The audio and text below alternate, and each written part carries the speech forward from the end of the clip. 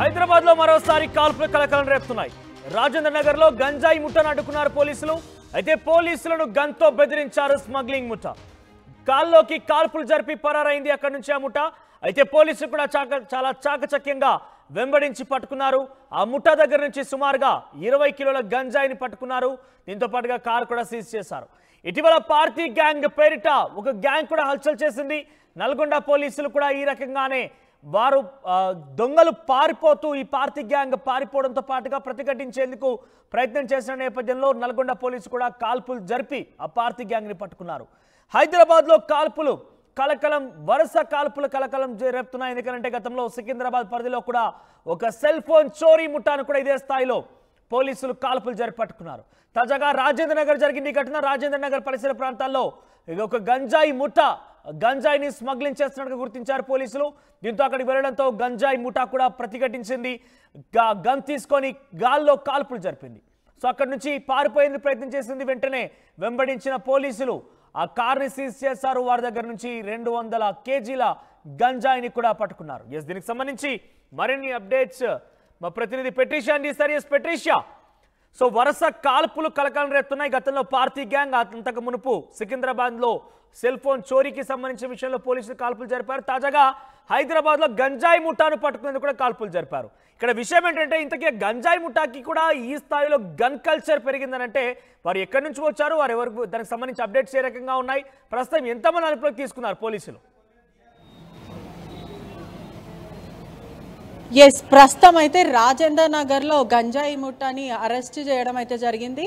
ప్రస్తుతం అయితే వాళ్ళని అడ్డుకోవడం అయితే జరిగింది. కలకలం అయితే రేగుతుంది అక్కడంతా కూడా. ఒకవైపు మనం చూసుకుంటూ అయితే కూడా ఏదైతే గంజాయి ముఠా ఉందో పూర్తిగా వీళ్ళందరూ తరలిస్తుండగా హర్యానా నుంచి వచ్చిన బ్యాచ్ అని గుర్తించారు. పోలీసులను కూడా గన్తో బెదిరించారు. అదే కాక గాల్లో కాల్పులు అయితే జరిగాయి. ఆ ముఠా పారిపోయే సమయంలో పోలీసులు వెంబడించి మరి వాళ్ళని పట్టుకున్నారని కూడా తెలుస్తుంది. ఎస్ఆర్టీ పోలీసు మరియు రాజేంద్ర నగర్ పోలీసులు జాయింట్ ఆపరేషన్లో ఇదంతా జరిగింది. మొత్తం మీద కూడా 250 గ్రామ్స్ గంజాయిని అయితే పట్టుకున్నారు. అదేవిధంగా వీళ్ళ దగ్గర వెపన్స్ అంటే ఏదైతే రివాల్వర్ అయితే ఉంది, వీళ్ళ దగ్గర గన్ ఉంది, అదే పాటు వీళ్ళ దగ్గర కొన్ని వెపన్స్ కూడా ఉన్నాయి. చాలా డేంజర్ బ్యాచ్.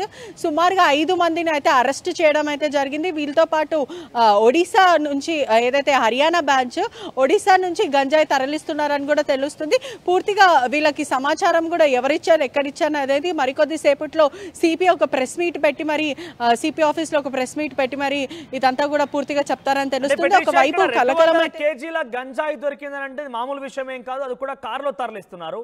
పైపెచ్చు వాళ్ళ దగ్గర గన్స్ కూడా ఉన్నాయి.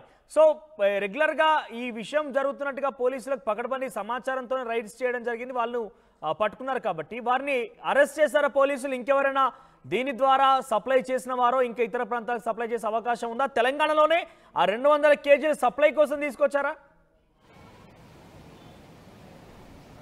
ఎస్, ఖచ్చితంగా పోలీసులు వీళ్ళని 5గురిని అయితే అదుపులోకి తీసుకున్నారు. ఎస్ఓటీ పోలీసుల ఆధ్వర్యంలో వీళ్ళైతే ప్రస్తుతం ఉన్నారు.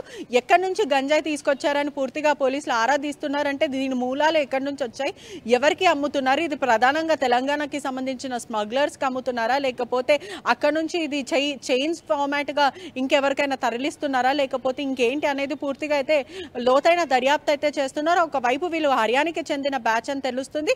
అక్కడ నుంచి దొంగ స్మగ్లింగ్ చేస్తూ వీళ్ళు రివాల్వర్ కూడా వీళ్ళ దగ్గర ఉంది. గన్ అంటే ఒక గన్ కల్చర్ గా వీళ్ళు పూర్తిగా కూడా గన్లు మెయింటైన్ చేస్తున్నట్టుంటే వీళ్ళ దగ్గర ఒక రివాల్వర్ దొరికింది.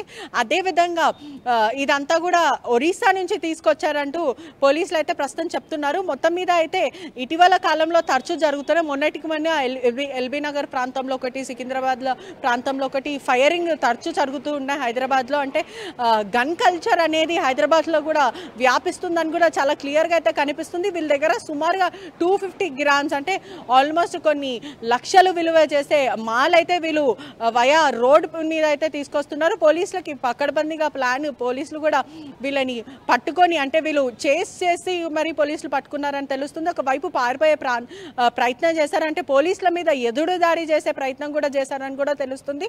పోలీసులు ఫైరింగ్ కూడా గాల్లో కాల్చారు. అదేవిధంగా మనం విజువల్స్ లో చూస్తున్నట్టయితే వీళ్ళకి సంబంధించిన 5గురికి సంబంధించిన ఫోన్స్ అంటే 5 నుంచి 6 ఫోన్లు మొత్తం పూర్తిగా పోలీసులు సీజ్ చేశారు. అదేవిధంగా ఒక కారు కూడా, క్రెటాకి సంబంధించిన కారు కూడా సీజ్ చేయడం అయితే జరిగింది. మనం విజువల్స్లో చూస్తుంటే కూడా ఈ ఘర్షణలో ఎవరైతే నిందితులకి సంబంధించిన ఆ గ్లాస్ అనేది కూడా విరిగిపోయింది, అంటే బ్రేకేజ్ అవ్వడం కూడా జరిగింది.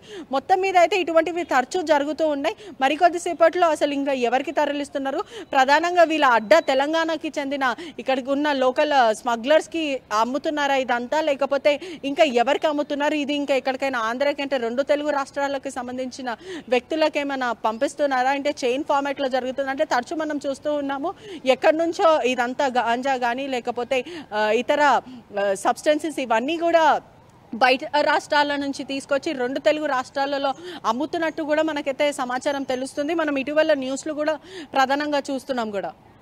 పెట్రిషియా, అంటే ప్రస్తుతం వారి దగ్గర గన్ కూడా ఉంది, అంత పకడ్బందీగా ప్లాన్ చేస్తున్నారంటే వీరి నుంచి ఇంకా తెలంగాణలో ఇంకెంతమందికి సప్లై అయి ఉంటుంది, వారి ద్వారా ఎంత మేరకు డబ్బులు గడించి ఉంటారు, ఇతర రాష్ట్రాల నుంచి తీసుకొచ్చిన నేపథ్యంలో పోలీసులు కావచ్చు, ఇతర యంత్రాంగం కావచ్చు, అన్ని విషయాలు కూడా బయటికి కూపీలాగా అవకాశం కనబడుతోందా?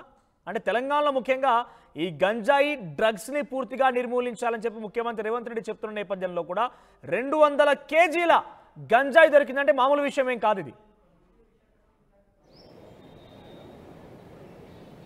ఎస్, ఖచ్చితంగానే చెప్పొచ్చు. ఎందుకంటే ఆల్మోస్ట్ 200 నుంచి 250 కేజీల వరకు ఈ గంజా అయితే సరఫరా చేస్తున్నప్పుడు పోలీసులు పట్టుకున్నారు. ఖచ్చితంగా తీగలాగితే డొంక కదిలినట్టు కూపి లాగుతారంటే ఎక్కడి నుంచి వచ్చింది, దీని ప్రధాన మూలాలు ఎక్కడి నుంచి వచ్చినాయి అంటే పూర్తిగా తెలంగాణ ప్రభుత్వం కూడా చాలా సీరియస్గా తీసుకున్నారు. రేవంత్ సర్కార్ కూడా డ్రగ్స్ ఫ్రీ సిటీని చేయాలనుకుంటున్నారు. ఒకవైపు యువత కూడా చాలా పాడైపోతుంది, గల్లీ గల్లీకి చాక్లెట్లు అమ్ముతున్నట్టు గంజా ఎక్కడ పడితే అక్కడ అమ్ముతున్నారు, యువత పాడైపోతుందని అనేక అవేర్నెస్ క్యాంపులు కూడా రన్ చేస్తున్నారు. అదేవిధంగా ఇప్పుడు చార్జ్ తీసుకున్న సివి ఆనంద్ కూడా కొత్తగా చెప్పడం కూడా జరిగింది, మేము ఈ గంజాయిని కూడా హరకడతాము, ఏదైతే డ్రగ్స్ ఫ్రీ కానీ గంజాయి ఫ్రీ స్టేట్ని చేయాలి, యువత చాలా పాడైపోతుంది, దీనివల్ల కెరియర్ స్పాయిల్ అవుతున్నాయి, కాలేజ్లో చదువుతున్న యువకులు కానీ స్కూల్ పిల్లలు కూడా అలవాటు పడుతున్నారు, దీన్ని ఖచ్చితంగా మేము హరికడతామని చెప్తున్నారు. పోలీసులు కూడా వీళ్ళ మీద చాలా స్ట్రిక్ట్ యాక్షన్ తీసుకుంటారు. అదేవిధంగా దీని మూలాలు ఎక్కడి నుంచి వచ్చినాయి, వీళ్ళ ప్రధాన ఎవరు అమ్ముతున్నారు, వీళ్ళ పైన ఇంకా ఎవరున్నారు అనేది ఖచ్చితంగా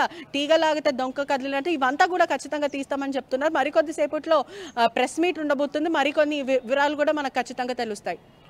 రైట్ పెట్రిషియా, సో మొత్తం మీద రాజేంద్ర నగర్లో గన్ కాల్పులు కలకలు రేపుతున్నాయి. ఒకసారిగా రాజేంద్ర నగర్లో ఈ కాల్పుల విషయం చూడడంతో అందరూ కూడా ఆందోళన చెందారు. ఎందుకంటే ఇక్కడ గంజాయి ముఠాని పట్టుకునే నేపథ్యంలో పోలీసులు అక్కడికి వెళ్ళడంతో గంజాయి ముఠా ప్రతిఘటించి వాళ్ళ దగ్గర ఉన్నటువంటి రివాల్వర్తో గాల్లోకి కాల్పులు జరిపారు.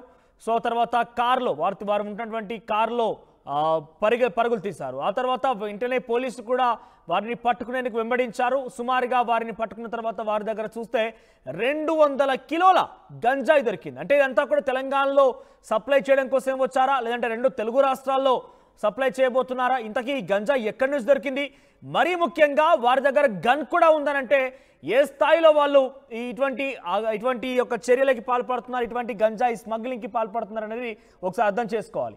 సో మొత్తం మీద గన్ కల్చర్ ఇటువంటి వారి దగ్గర పెరగడంతో మరిన్ని అక్రమాలకు తావించే అవకాశం ఉన్నట్టుగా పోలీసు అధికారులు అంచనా వేస్తున్నారు. సో ముఖ్యమంత్రి రేవంత్ రెడ్డి ఏమో పూర్తిగా తెలంగాణ రాష్ట్రాన్ని గంజాయి ఫ్రీ స్టేట్గా, డ్రగ్ ఫ్రీ స్టేట్గా చూడాలనే ఒక విషయం మీద ఆయన ముందుకు వెళ్తున్నారు. ప్రత్యేక వ్యవస్థలు ఏర్పాటు చేశారు.